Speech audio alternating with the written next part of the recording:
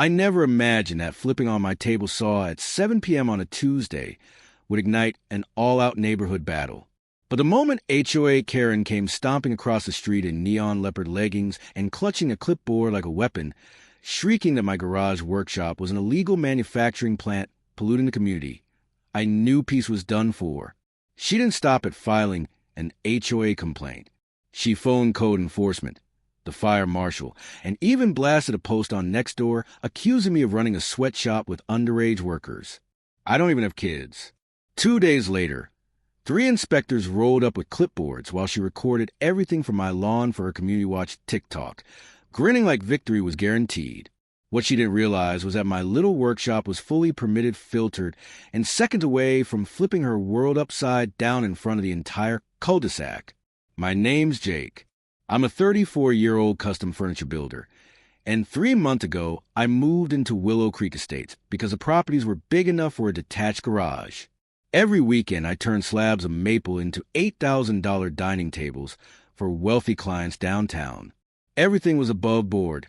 Business license, dust collection system, even a decibel meter to prove I stayed under 55 dB. I thought I was prepared. Then Karen, full name Karen Whitmore, HOA vice president and self-declared monarch, decided my sawdust was nuclear waste. It started with snippy little notes taped to my garage. Some of us have allergies. Then came certified letters. When those failed, she escalated like a rocket. One morning I walked outside to find her planted in my driveway holding a decibel reader on a selfie stick, yelling, "This is a residential zone. Ordinance 187B prohibits this." I tried to stay calm.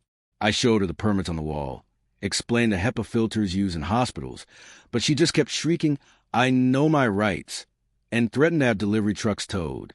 The whole neighborhood started picking sides. Some folks waved like normal. Others suddenly stared at the ground.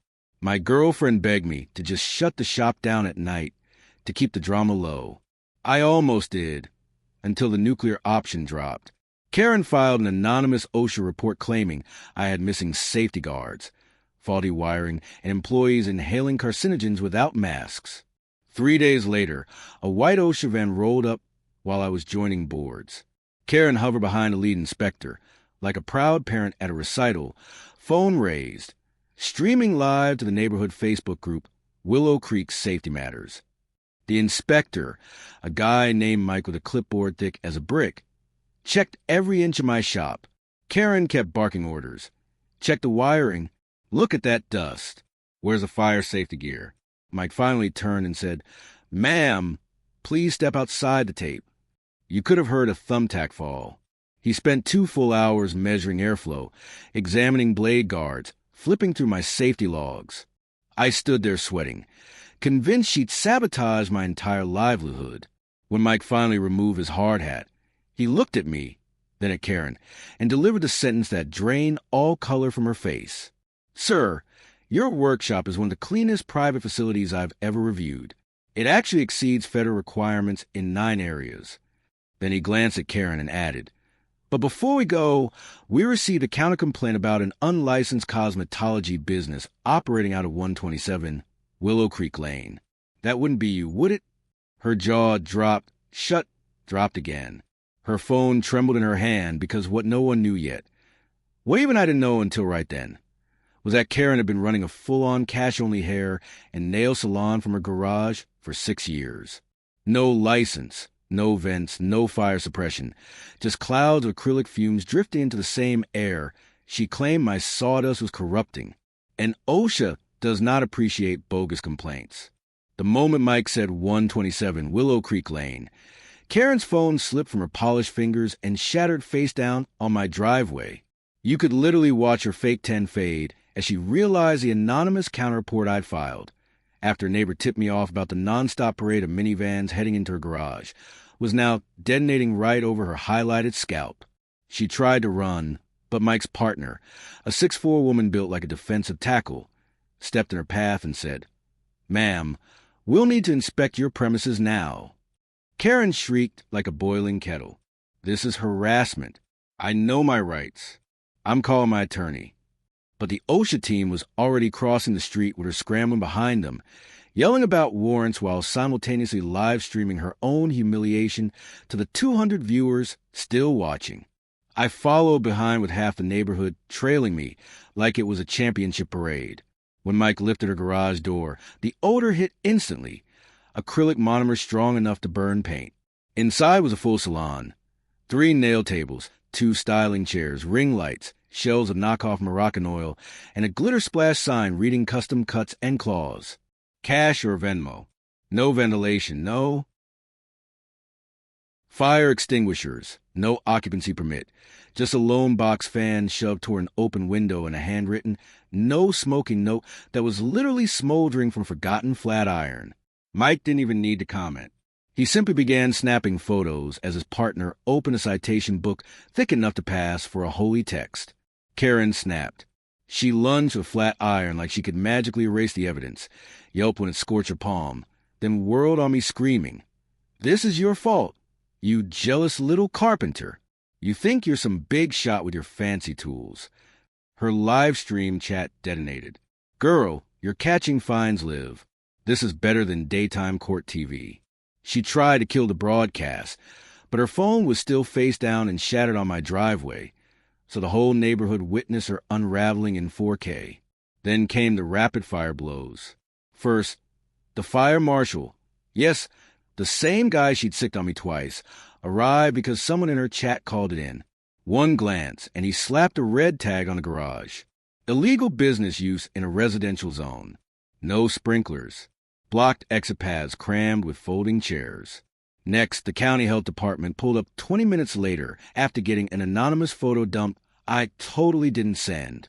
They uncovered unlabeled chemicals, reused nail tools, and a mini fridge full of breast milk wedged beside acetone. Don't ask. By the time the third vehicle rolled up, this one from the state cosmetology board, Karen was slumped on her glittery salon stool, ugly crying into a towel-embroidered boss babe. But the avalanche wasn't over. As the inspectors wrote her up, Mike casually requested her HOA compliance records. Because, fun fact, running an unlicensed business from home breaks Willow Creek's covenants too. Karen's skin shifted from spray tan orange to corpse white as she realized the same rulebook she weaponized against me was about to shred her. The HOA president, Mr. Lang, arrived in his golf cart, surveyed the chaos, and announced loud enough for every spectator, "Karen, you've got until Friday to shut this down, or we start daily $500 fines. And you're removed from the board effective immediately." She made one last desperate swing. This is retaliation. Jake turned everyone against me because he's running an illegal sweatshop. Mike simply handed her the inspection packet from my workshop, the one that literally recommended me for a state safety award, then handed her a second stack. Her violations totaling $18,400 before penalties and back taxes. Her live stream viewer count climbed to 800. Someone blasted the Curb Your Enthusiasm theme nearby. I thought that was a KO. I was wrong. The real nuke hadn't dropped yet. The next morning, I woke up to 47 missed calls and a ring alert showing a moving truck in Karen's driveway at 6 a.m. word was she'd been hit with so many liens overnight that her account were frozen, and the HOA had unanimously taped a foreclosure warning to her front door if the fines weren't paid within 30 days. She was stuffing glitter jars, acrylic powders, and trash bags into boxes while crying about how the neighborhood didn't deserve her vision. But the real twist hadn't even landed. Around noon, a black Escalade with government plates rolled up, and out stepped a woman in a razor-sharp suit holding a folder thicker than Karen's attitude. She walked straight to me, introduced herself as Special Agent Morales with IRS Criminal Investigations, and asked if I had a moment. Turns out when the cosmetology board reviewed Karen's Venmo logs to calculate licensing fees, they uncovered something wild. For $187,000 in cash deposits over 6 years, all label hair tip, nail art, or random heart emojis. Not a dime reported. That's full-blown felony tax evasion territory. Morales laid it out like a crime drama script. Karen had been claiming her husband's $68,000 salary as their sole household income, while quietly pocketing 6 figures off the books. The feds had already frozen every account that morning. The Escalade wasn't for style. It was there to catalog assets before she could hide or sell them.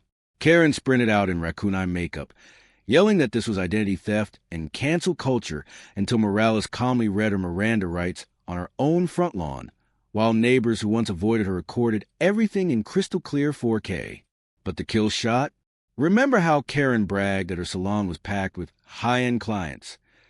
Half those clients were city officials, a county judge's wife, and the cherry on top, the spouse of the regional OSHA director. They'd all been getting free treatments for years in exchange for ignoring her illegal setup. When the feds pulled phone records, those same VIPs ditched her faster than you could say plea bargain. The judge's wife even sent Karen a Venmo request for past services rendered just to create a paper trail while turning state's evidence. By sundown, Karen's house hit the market as a for sale. Her husband checked into an extended stay motel, and the HOA voted to convert her illegal salon into a community with shop. Guess who they asked to manage it? Yep, me. Rent-free for 5 years as compensation for the harassment. Last I heard, Karen's living in a studio 30 minutes away, working front desk at a Supercuts. And every time someone mentions table saws, she reportedly tears up. The neighborhood Facebook group renamed itself Willow Creek Wood and Karma. And my custom dining table wait list is now 2 years long, mostly filled by the same women who used to sit in her nail chairs. So yeah, turns out if you try to destroy someone's passion with bureaucracy, you'd better make sure your own life isn't built on tax fraud and acrylic fumes. Karma doesn't always need a table saw. Sometimes it just needs an audit. If you enjoyed this saga, go ahead and hit that subscribe button. Every single sub motivates me to bring you more outrageous HOA tales. And don't forget to ring the bell so you never miss a new upload. I'll see you in the next story, where justice gets even sweeter.